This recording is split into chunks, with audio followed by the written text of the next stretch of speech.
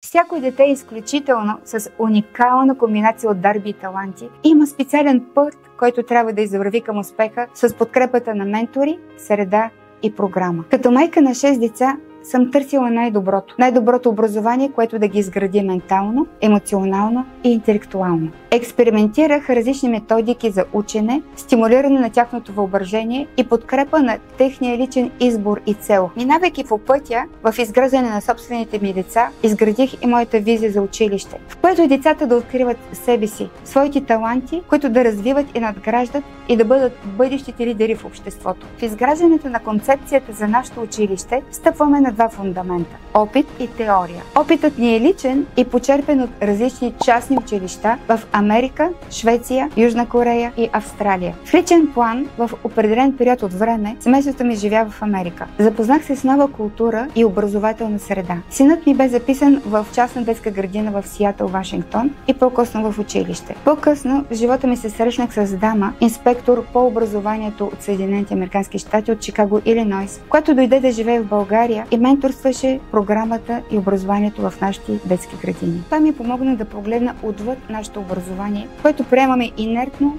без да виждаме нашата роля вътре в него. Обменяхме опит и планирахме сътрудничество в обмен на програми и други проекти. Записах се да уча и в Австралийски университет по бизнес предприемачество, за да мога да надградя опита си и да подредя приоритетите си в съвременното образование. От друга страна, теорията, която ни вдъхнови за акцентите в образованието, е теорията за множествената интелигентност на Хауърд Гарнер. Според Гарнер съществуват 9 различни типа интелигентности – лингвистична, математическа, музикална, пространствена, природна, кинестетична, интерперсонална и интраперсонална. Това означава, че учениците могат да бъдат интелигентни в различни области и да проявят своите способности по различни начини. С помощта на тази теория, образователните институции могат да създадат по-разнообразна и по-индивидуализирана програма според нуждите на всеки ученик. Те могат да предоставят различни методики за обучение и оценяване, които да подкрепят различните интелигентности на всеки ученик, за да развие своите силни страни. В резултат на това, учениците могат да се чувстват по-мотивирани, по-уверени и по-успешни в образователния